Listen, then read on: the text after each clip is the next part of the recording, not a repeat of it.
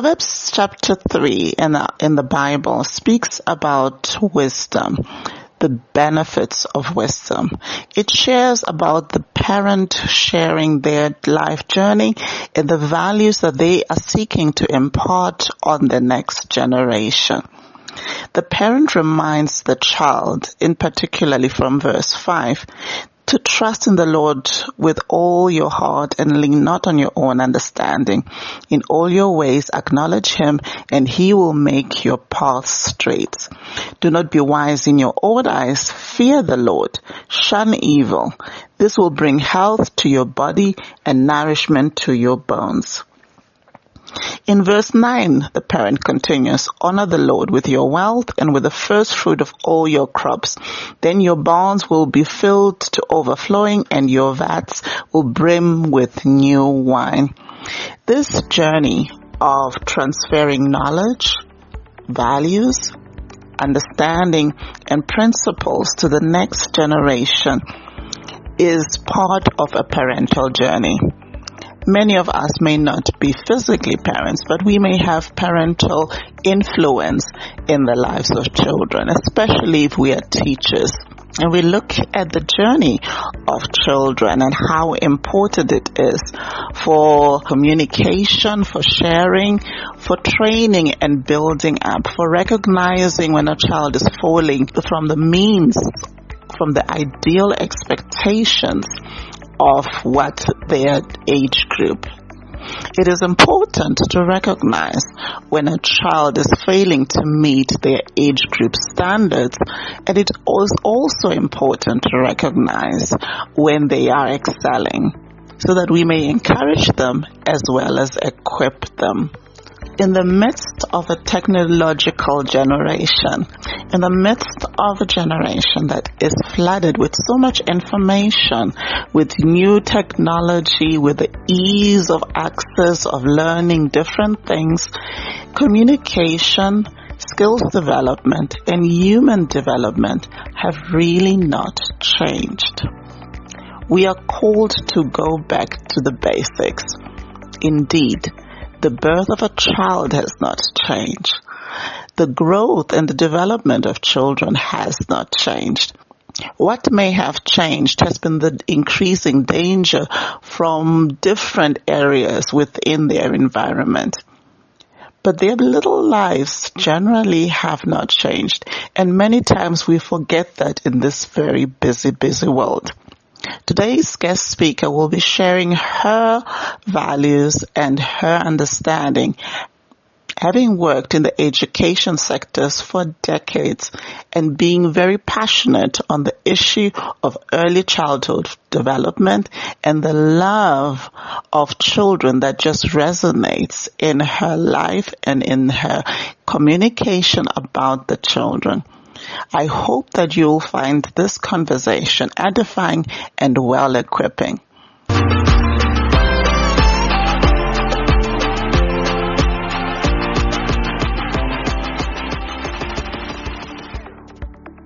Welcome to Stepping Stones to Excellence, the podcast where we explore life's events and experiences through a Christian worldview. I am your host, Gamu, and I would like to extend a heartfelt thank you to our sponsor, Infinite Mercy. Correct. So I grew up in a country town here in Zimbabwe, and I attended a government school, and I came out of a middle-class family with very strict parents. But from very young, I absolutely was passionate about children and always wanted to teach. There was never ever a time when I considered anything else. So once I finished my M-level at school, I trained in Grahamstown under the Cape Education System in IST, which is infant school training. Then once I qualified, I came back and I worked in several small government schools all around Zimbabwe, and stayed in the infant department teaching grade 1, grade 2, and sometimes even grade 3, grade 1, grade 2, grade 3 all together in one class, because some schools, that's how it was in those days. Mm-hmm. And then I ended up moving to Harare, and I was there for 2 years, and then I got married to a farmer. So then I became a farmer's wife, and obviously wasn't teaching because we were out on the farm. I had 2 children, and once they were ready for preschool and school, I schooled them on the farm just because it was convenient. And then when they started needing competition and sport, I went back to teaching, and I was in the infant department. So I've never been in the junior school. I've always been in the infant department, mainly in grade 1. My passion is children, and it's really concerning to see that standards of parenting have dropped. We have excellent maids here and helpers, and they do too much is left to them. And I do understand that this is the situation, that mums work, dads work, and they work hard, and I do understand that. But I think that parents underestimate the value of their input into their child's life. And the maids don't have that commitment because they're doing a job, they are not parents. Mm-hmm. So I found that the result, these children come to school at 3 or 4 or 5, and they're unable to dress themselves. They're irresponsible with their belongings, and they actually don't have any sense of responsibility, which is a great shame, because by the time they come to school, they should be able to find their hat, if it's been marked, of course, and take care of their belongings. And we just have lost property all the time, and they don't actually even recognize whether that's what they wore today or not.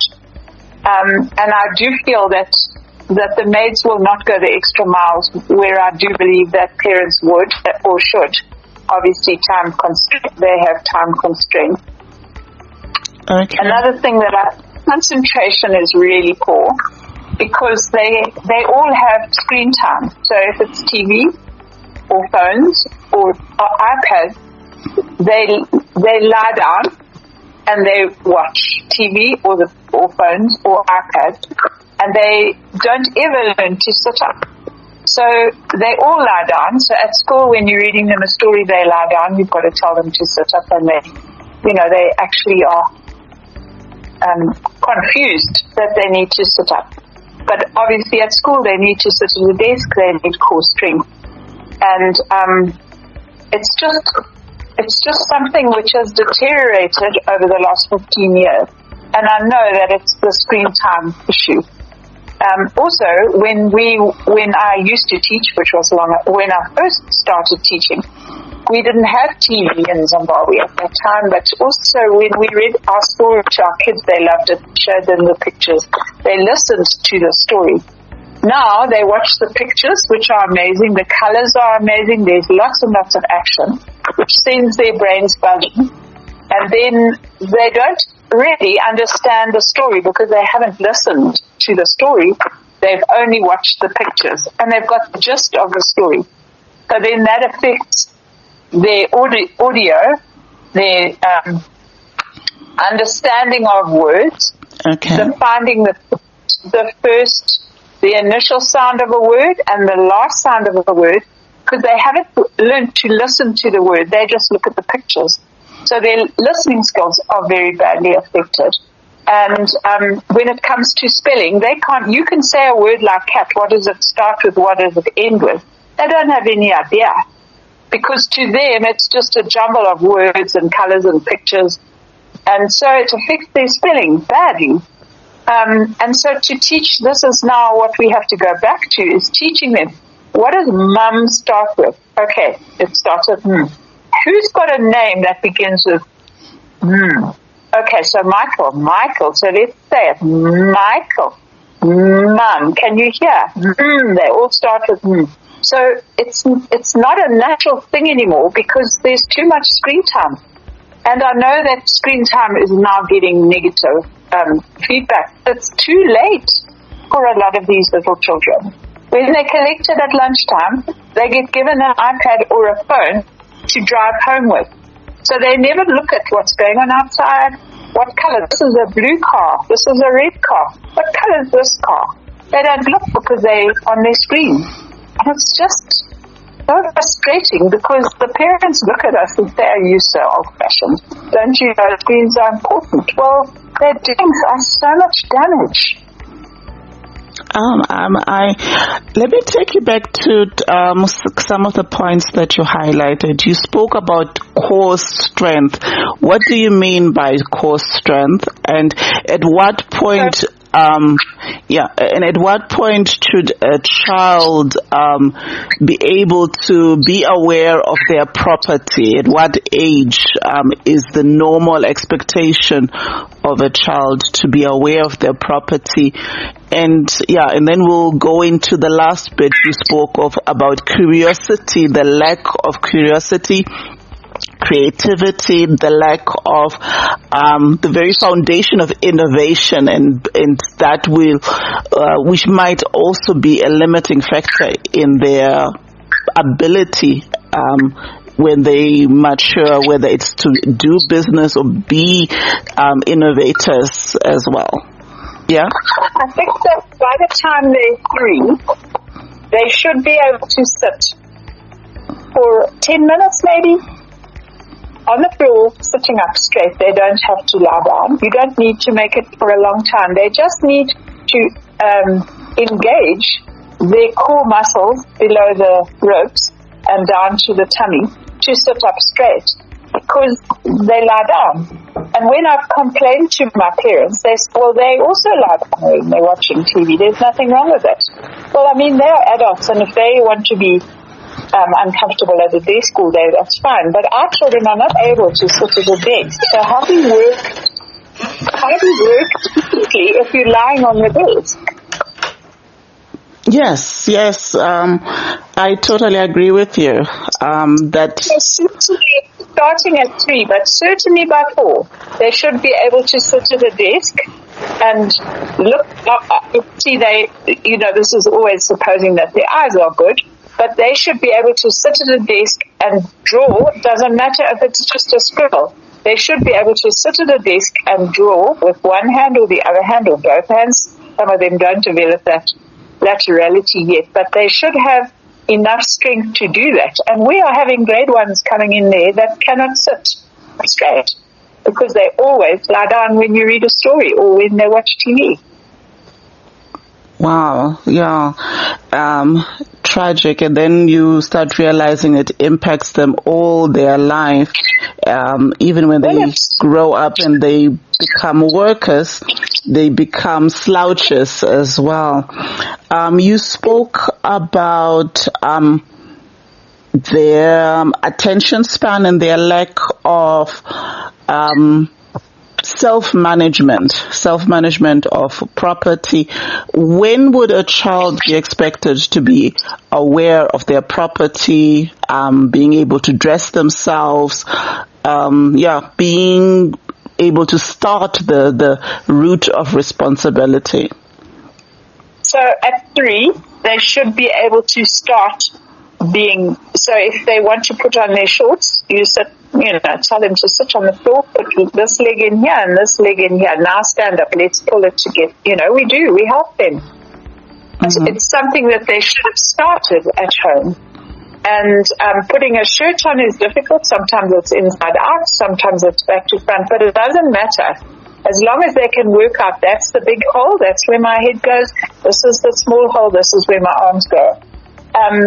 It's so at 3, 4, they should be able to almost dress themselves. Obviously, socks are difficult, shoes are very difficult if they've got laces, but these days we have Velcro, which is the most wonderful invention for teachers. We don't have to use pairs of laces at the end of sport day. So, that's what I think. But it comes from pride. I would like the children to go to the cupboard and be guided by their parent or their maid. This is what I want to wear. Now you'll need to wear a jersey. So let's wear a jersey that's going to go with what you're going to wear. Just that they come to school proud. They don't even know what their jersey looks like. And at the end of the day, you hold up 4 jerseys. Who do these belong to? The ones who own them don't know. The others will tell you who they are because they've been looking at them. But the ones who've got them on don't know. Well, surely that's something that should be discussed.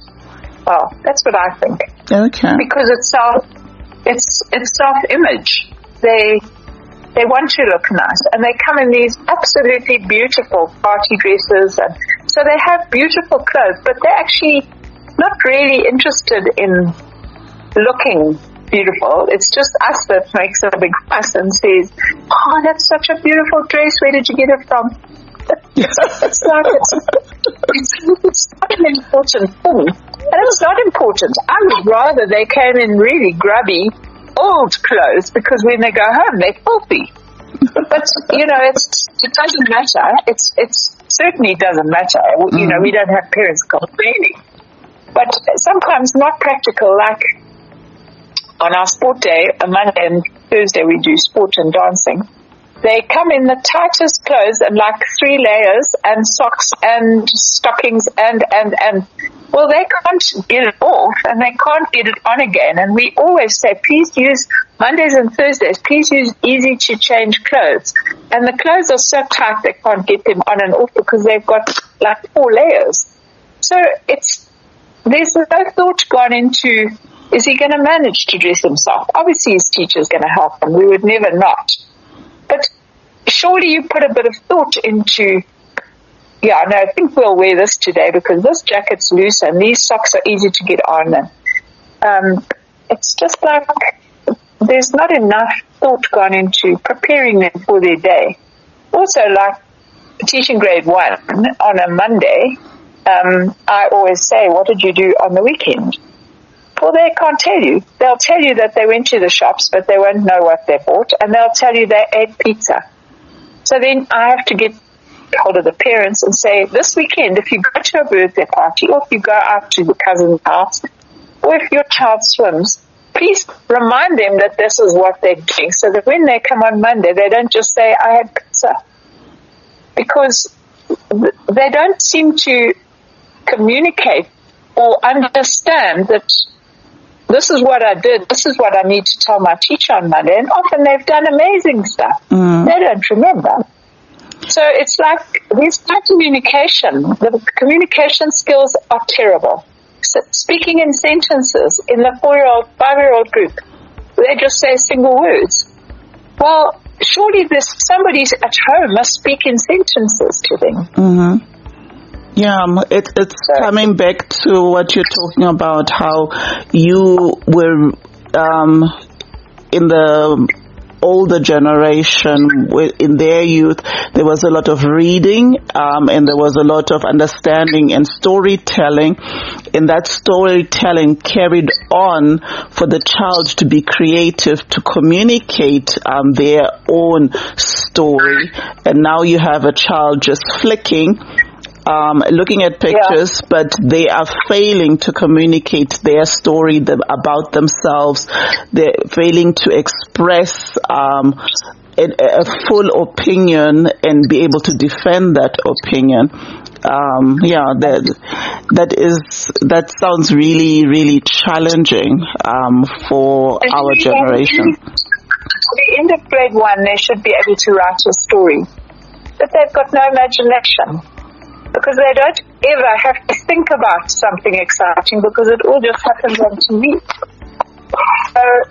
So you've got to get that, like, say to them right now, pretend it's dark and you're in your bed and it's dark and there's a power cut, Zesa's gone off, and now there's a terrible crash. What do you think has happened? Put your hand up quickly. And then you flick around the class saying, thunder. Tree fell down, wall fell down, house fell down, dog jumped through the fence, and try and get them to stimulate the different ideas, because if one child says it, then they all write that same thing. So it's because the TV and screens have damaged their creativity. And you can ask parents, do you read to your children at night? Well, some of our children, they don't have books, and we are not in a low-income school. Some children say they don't have any books, so no one can read to them. The parents say, no, we give them the iPad when they go to bed. Well, that's not good for their brains because there's too much activity on there. And there's nothing better than snuggling up in bed with your child and reading a story while they doze off. But it's old-fashioned. It's old-fashioned, and it's just such a tragedy in my thinking. Well, all of us.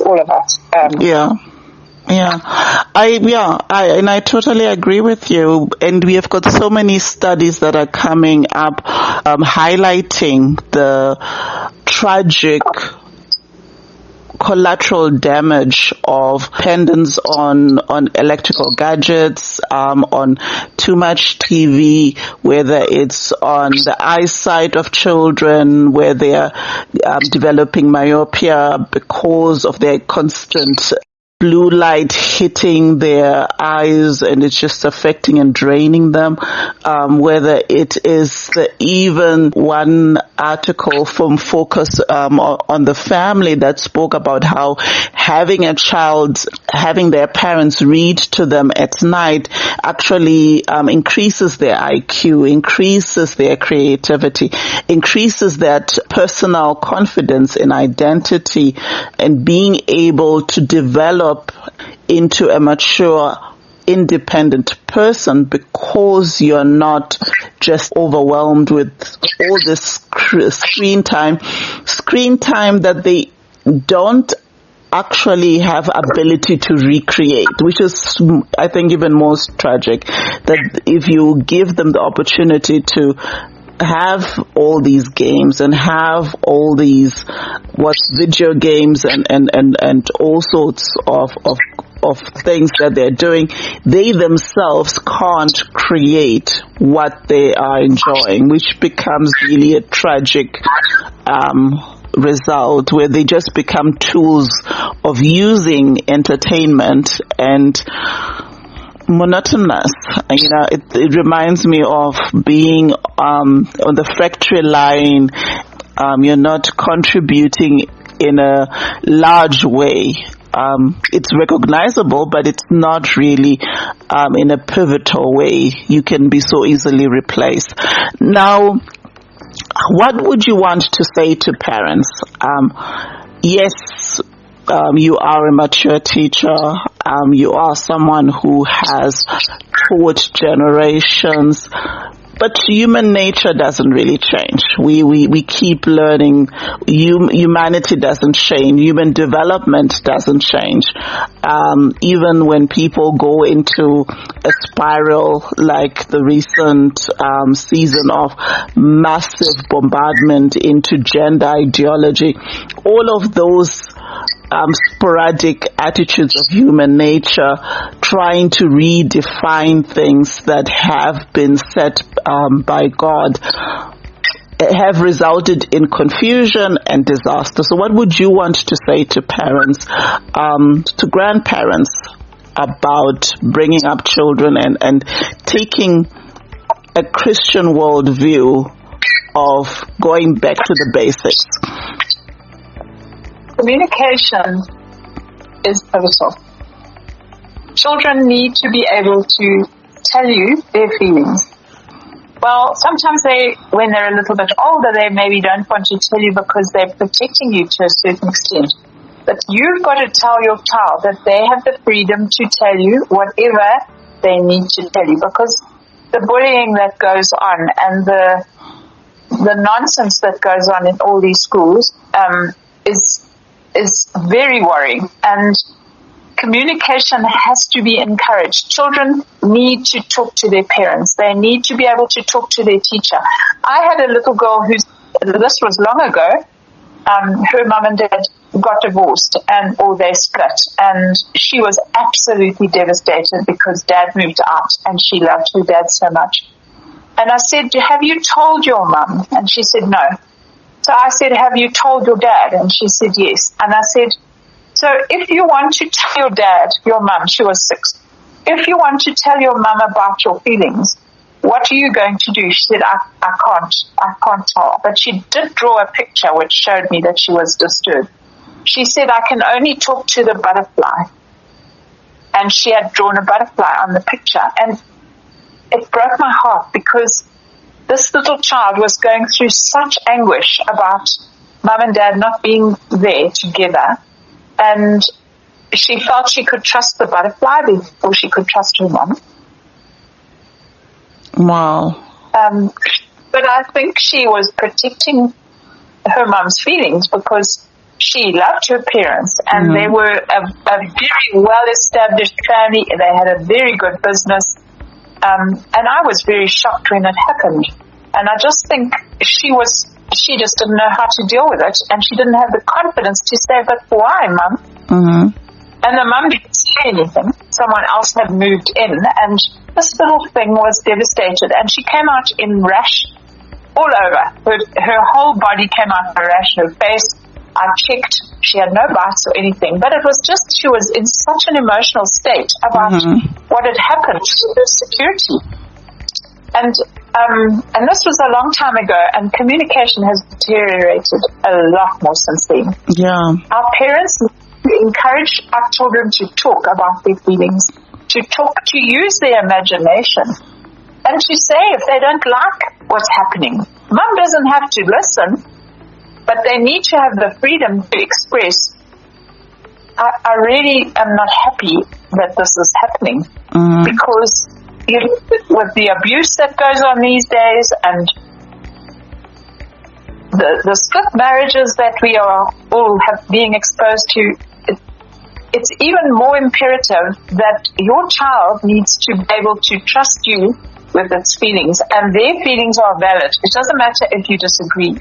Their feelings are valid in their little brain.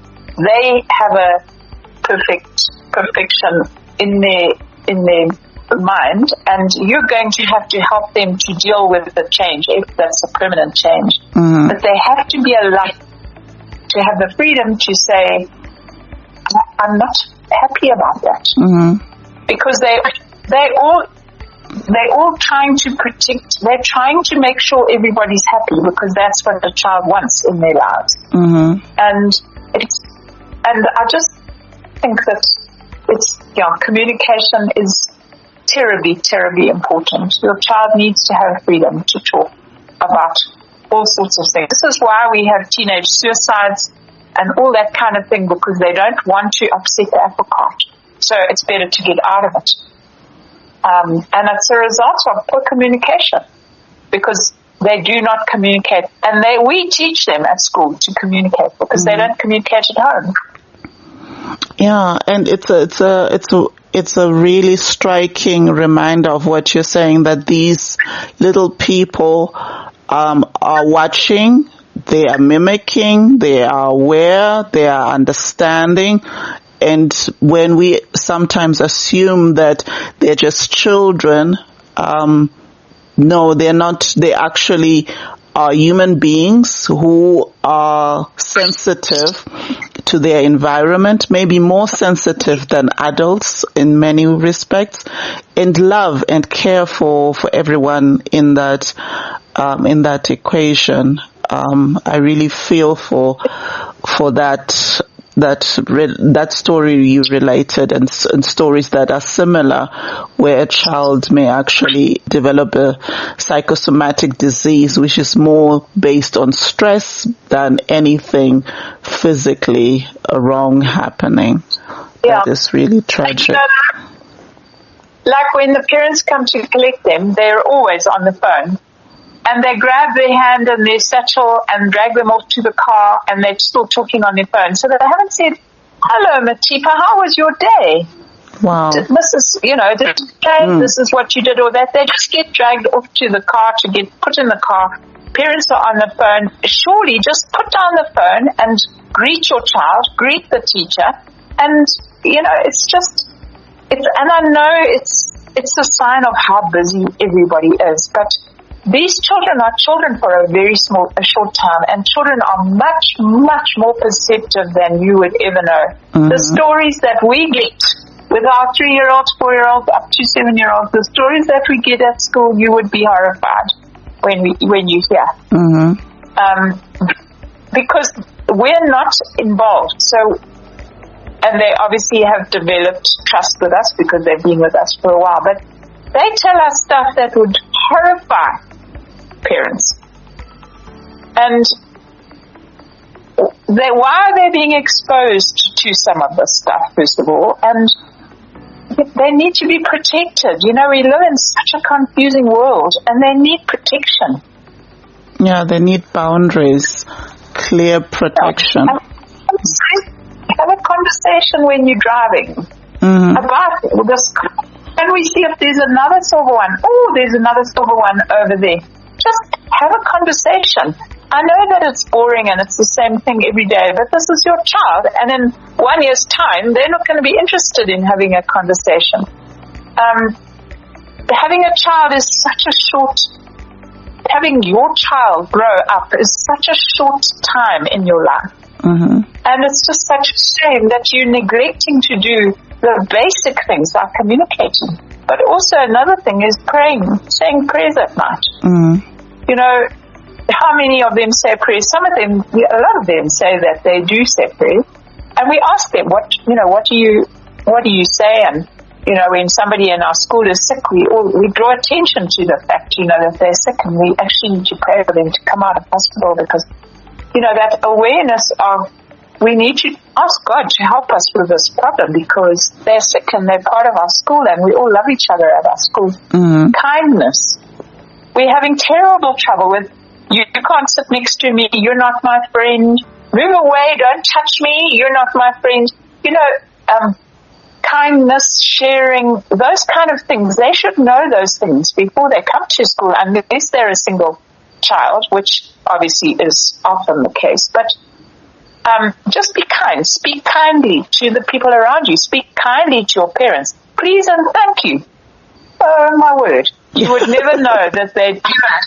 I'm telling you. And neither the parents. Parents don't say please and thank you either. So, I mean, how do we expect the children to say please and thank you? Because the parents don't. We send them messages or school report or photograph, or if you never get a thank you. So it's like entitled expectation, and it makes me so sad, because please and thank you is a basic life skill. A basic etiquette. And it doesn't matter that they're 3. They need to say please and thank you. And when they say good afternoon, they need to say good afternoon and thank you to the maids who take them to the gate, or who meet them in the morning. They don't say morning to the ladies that meet them at the gate, and they're so lovely, so caring, so wonderful. So we have to say to the parents, can you please make sure when you hand your child over at the gate to the ladies that they say morning, Mary. So it's just, basic etiquette. Yeah, basic etiquette. Like you're saying, that entitled state that assumes that because I'm maybe financially better than this person, that person does not deserve my thanks, when in fact that's got nothing to do with anyone deserving anything. These are basic etiquette, social, part of your social responsibility in interrelations, whether the person is of high standing or of a lower standing. Just being able to do that is actually shows your value more than their value. But we are so blessed in this country with our schooling system, because our children leave here, go off to university, go off overseas, and they pick up jobs so quickly, because Zimbabwean youngsters have got a good reputation for being brought up properly, good manners, good values, good fashion standards, if you like. And it worries me that it's going to change, because we are not producing what we were producing 10 years ago. The children are over stimulated, over spoiled, and they're not thankful for the small things in life, which has not ever happened in Zimbabwe. And that's why I'm so happy that we live in a little backwater place, because I think overseas, I don't think anybody worries about manners or standing up for an old lady in a bus. I know my son went overseas a few years ago, and he said, Mum, you would be horrified at the children overseas. So I said, why? And he was young. He wasn't one of these goody boys. He was a naughty boy. And he just said, Mom, the kids sit on the seats in the bus and the old people stand. And he said, their language, you would be absolutely horrified. And I said, I'm surprised you noticed. He said, you can't help but notice. I would never sit down on a seat if there's an old lady standing holding on to the pole. Mm-hmm.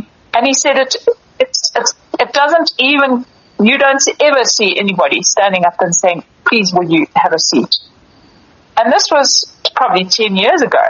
So, I mean, what it's like now, I hate to think.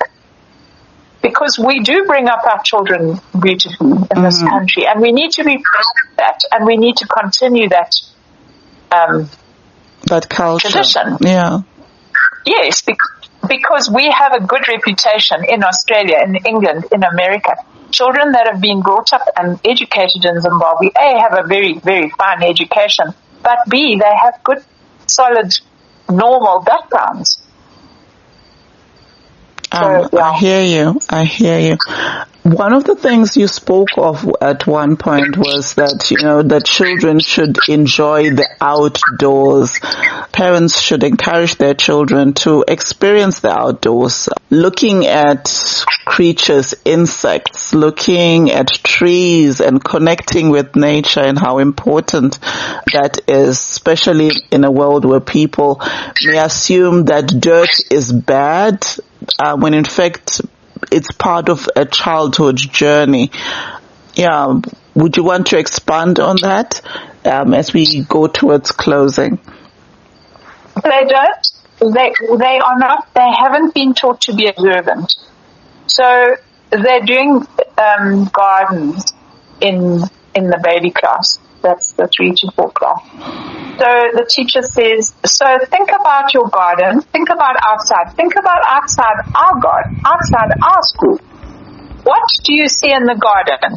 And they said sand and soil.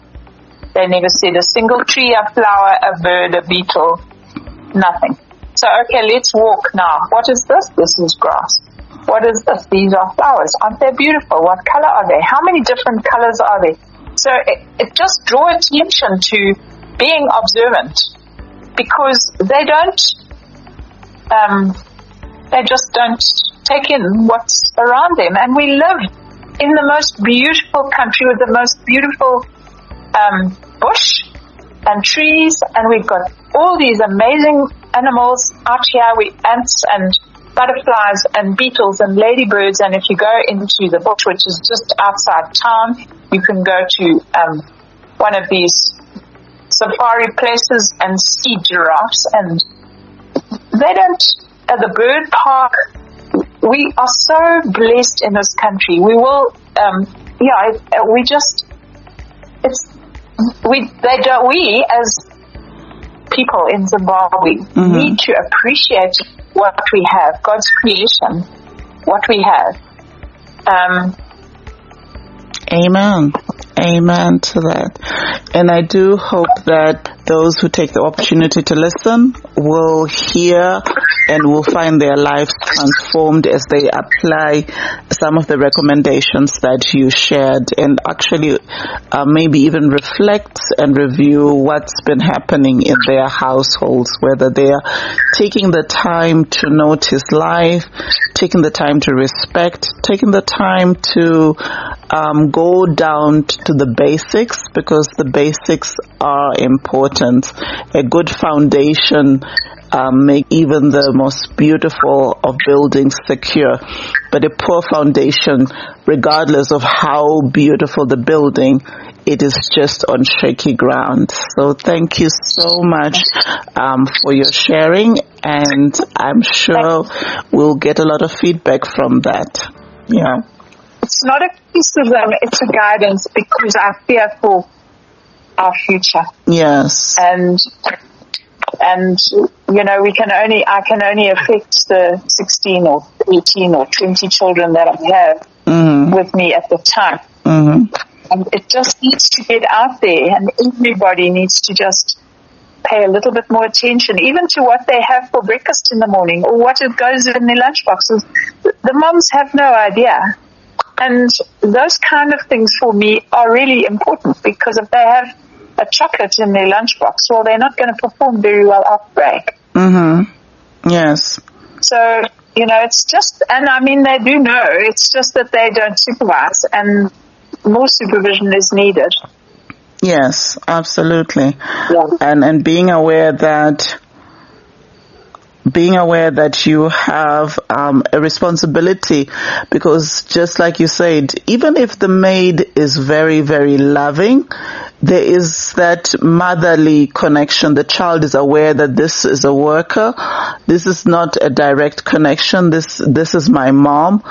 And her rejection of me, because it might be seen by the child as rejection, when you're not talking to them, if you're not caring what they dress, if you're not caring what they do, they take it very, very personally and very, very inwardly. So the inward trauma has many facets, where you've got a child failing to value certain things because they think that it's normal, when in fact it's not normal. And suddenly when you're at a function or you're meeting somebody important, you suddenly expect your child to do all the things that a good child is supposed to do, and suddenly you're shocked that they don't know how to behave. Yeah, which is something else. As I say, parenting is a most precious part of our lives, and it's over so quickly. So don't waste any time because you're busy. Make a plan to just spend a little bit of time every day sitting at the table talking about your day. And it allows them to express their feelings, because they do have feelings and they're very, very perceptive. Just allow them to, and you don't have to comment, but just allow them to have a voice, because I don't think they're too much time is taken for them to listen to their little 3 or 4, 5-year-old opinion. Yeah. And it's important to... It is. Yeah. Yeah, thank you. So I'll thank you so much. I really felt that this is something that needed to be shared, because it's a very, it's a topic that people take for granted, and people sometimes, nobody is shaking them out of their boots. They may not have a grandparent who's speaking up. Everybody's letting them have whatever they're doing, and they don't realize they're actually participating in a very socially destructive manner. So thank you so much. We had a child throwing a tantrum because the mom wouldn't give the phone. And so one of my teachers said, well, just tell him he can't have it. And she said, no, but then he look at his reaction. So we said, who's the mom here? He's free. But you can't come, or you can't believe how many times it happens. Wow. We have the ice cream man who comes to the gate. And they all want an ice cream every day. And we've told them in assembly, you can discuss with your mom, and maybe on a Friday, or maybe on a Wednesday, or maybe on a Monday. Some of them have ice cream every single day. And then there's this complete bell bounce at the gate because they can't have an ice cream. And we're saying, you are the parent. If they can't have an ice cream, that's your ruling. No, but look how he's behaving. Just put him in the car and drive home. You are the parent. How do you let a 3- and 4-year-old dictate what goes on in your life? But it's just easier. It's easier. It's taking the easy way out. I remember my mom was the kind of person, even when you matured, she was like, you know what? You do not live in a democracy. I may hear you, you may speak up, but the final decision is mine. So this is life. This is exactly what it is. Delayed satisfaction is part of life. Ethics is part of life. Values are part of life. Just, behaving in the right manner is part of life. Allowing others to go ahead of you when they have stood longer than you is part of life. That there is hierarchy is part of life. And if you've never met that and suddenly life changes and you meet all of that, it's like the world has fallen apart.